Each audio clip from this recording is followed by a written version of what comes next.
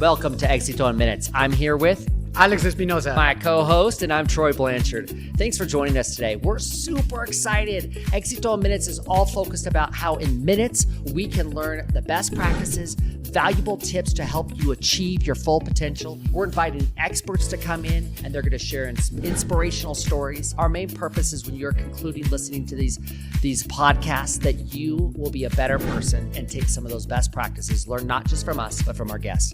Thanks for joining us. Welcome back.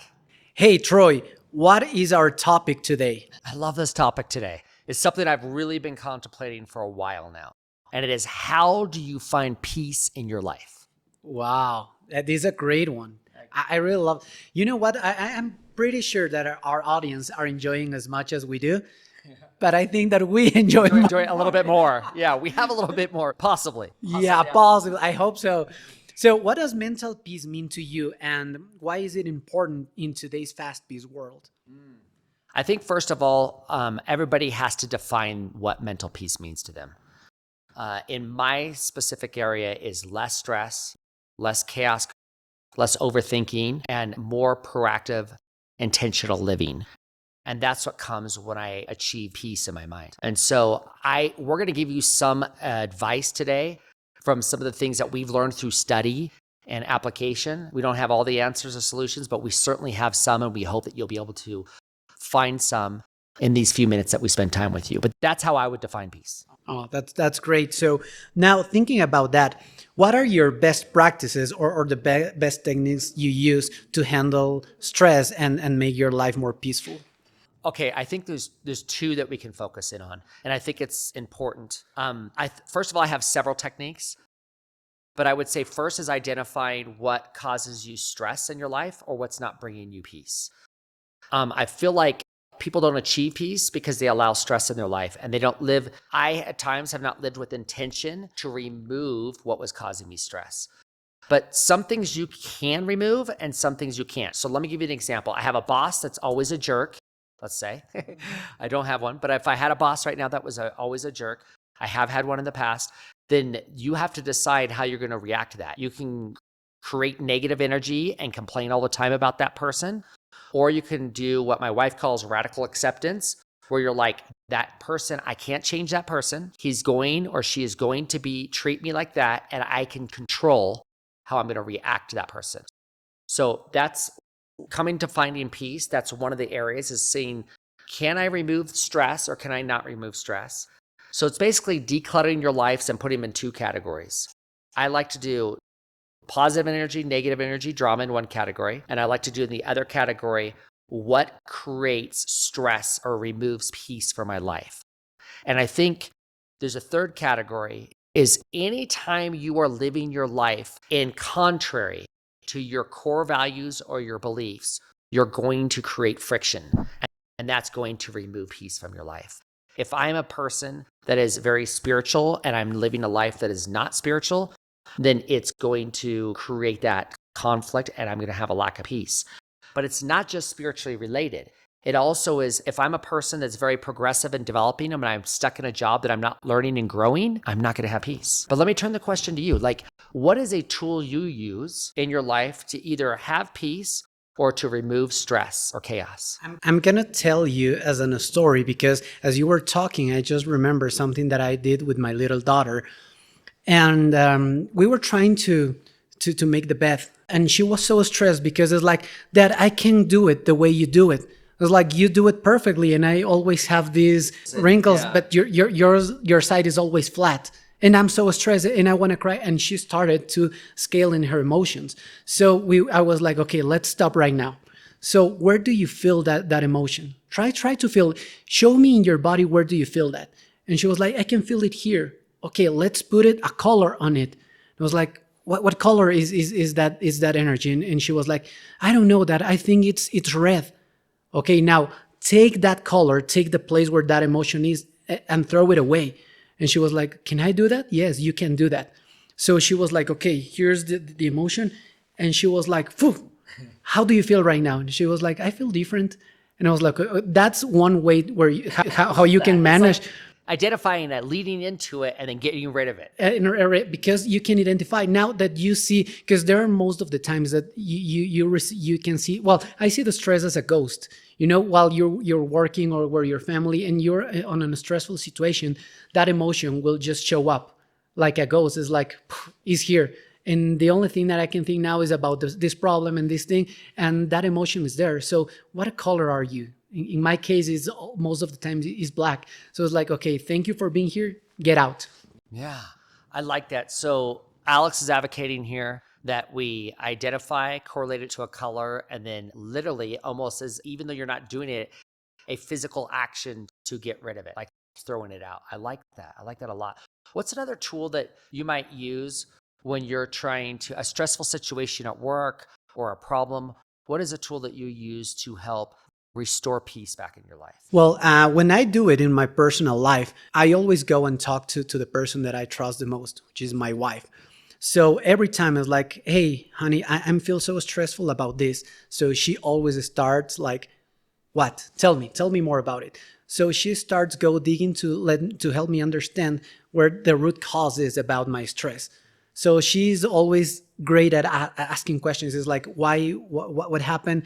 Why is that? When is that? So that kind of questions is like, okay, now I understand my stress. And then she goes is like, okay, now what can you do? Do you have control on it? So let's figure out a plan. So she started giving me ideas or more questions. So it's like at the end, okay, I identified the root cause, and now it's like I have a plan to get out of this stress. So that's the way I deal. Okay, so again, Alex, great tool. So I love this. 1, identify what's causing you stress. 2, go to a confidant that can help you talk through it. 3, he's teaching us identify the root cause. 4, write it down and create a plan. Imagine that. If you follow those 5 steps, it's going to help restore peace in your life. And I think part of that is that this beauty of living with intention of removing it. So I think that one of the first steps we can do is figuring out, literally you can write on a board, like what brings me peace and what doesn't bring me peace. And then intentionally use a tool to remove it. That is a perfect tool when you can control it. I had the same scenario, and I love the same. I went to my wife and I just said, I have a difficult situation with the boss. And every time, and after she'd heard like probably 20 stories of how this boss reacted, she finally said a term, which I didn't even understand what it meant at first. She's like, a fox is a fox. Accept it. So once you accept it, Troy, you're going to go to work and say, I know when I say this, he's going to say something negative. And when he says something negative, what is your plan? So that you don't absorb that feeling. And so there's another term I heard her say recently called radical acceptance. Like, just accept it for what it is. That boss is always going to be difficult with me. I've tried everything I can. Here is my plan to make sure it doesn't change my mood. Here's my plan of how I'm...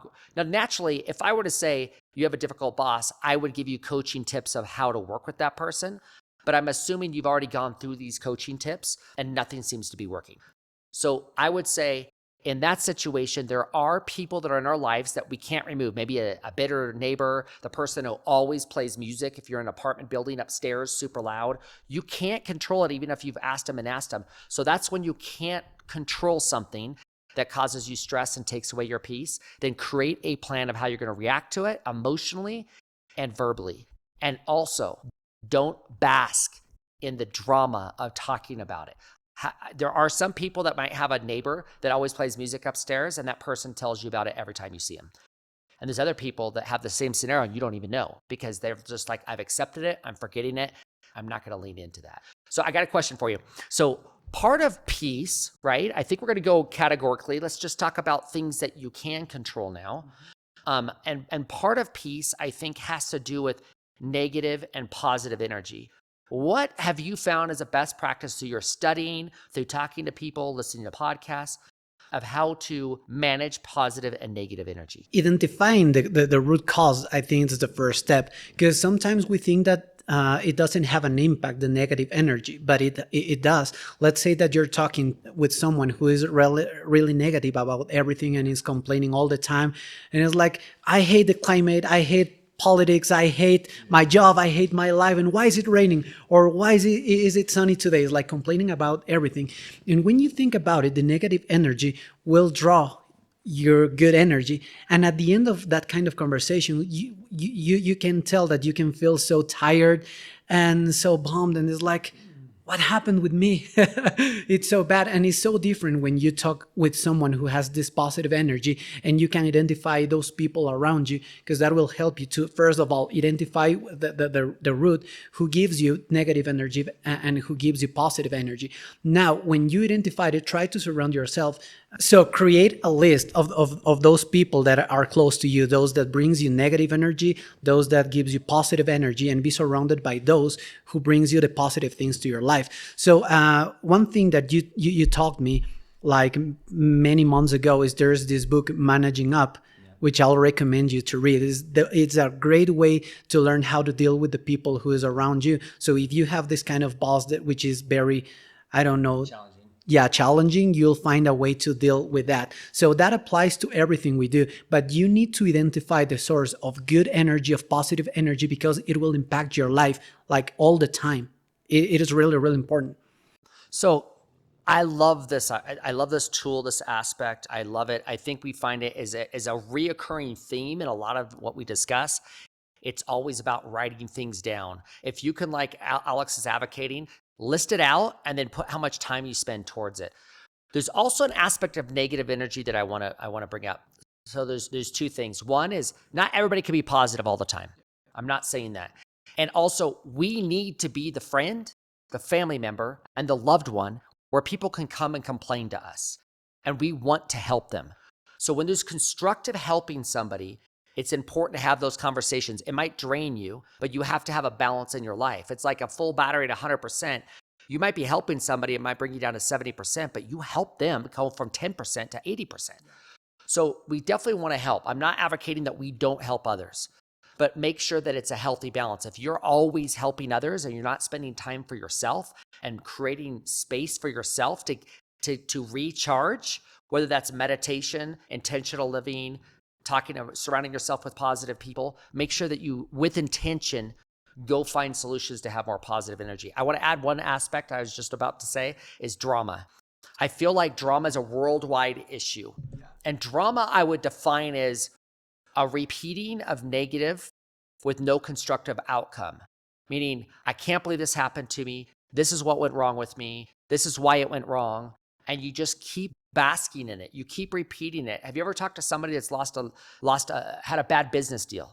And then you've heard the story 10 times. And in every family event, they repeat it. And so what that does is it creates a negative energy in you. So if a bad business deal goes through, or a bad relationship, meaning it could be with a friend, a loved one, and there's some sort of parting of ways, the best way to deal with that is lean into it, feel it, complain to your confidant, and then be done with it. Let it be in the past. And that big events and small events. Sometimes the bigger events, I personally remember I had quite a traumatic event take place. There was many aspects of it were very hurtful and things that had happened. And I started to complain and use it as an excuse more to patch up my pride, my broken pride, right? And I found one day I had this clear thought, stop talking about it. And I realized, oh my goodness, I have been spending way too much time on negative energy and negative thing that happened to me. And so I have changed, and it's a tool I want to teach everybody. It's important to write it in a journal. It's important to complain about it, lean into it, right? But then afterwards, let it go.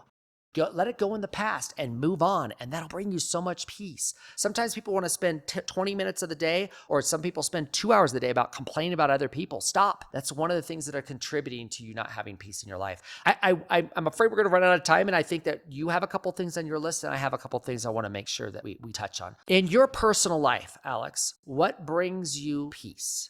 Okay, if you stay until the end of this video, we're going to give you just like 4 more great small tips that you can start with. And this is going to be the first one, is the mindfulness and meditation. In my particular case, I'm a very spiritual person, and I do have a faith, and I believe in God. So one of the best practices that brings me a lot of peace is thinking about the future with faith. It's like this feeling that everything is going to be great at the end of the journey if you do what you have to do. Because it's like there's no such a thing like miracle. It is going to be a miracle, and from nowhere came out something it doesn't work that way. You need to be working every day towards your goal. But having faith gives me a lot of peace on all the things that I have to do every day at my job, with my family, with the people inside the church. Is like faith that gives me mental. I love this. I love this because recently there's been a study, and I mean recently, it probably came out about 2018, and it keeps getting reinforced. There's different people that have published this study, but I'm going to just read. This one actually comes from Medical News Today. There's also several others that quoted it. There's universities that also have it. But the first one that came out in 2018, recently I've been hearing it on the news that it's been reinforced, and it could be as long as 7 years. But let me read it. A recent study finds that people who regularly attend religious services live approximately 4 years longer by average.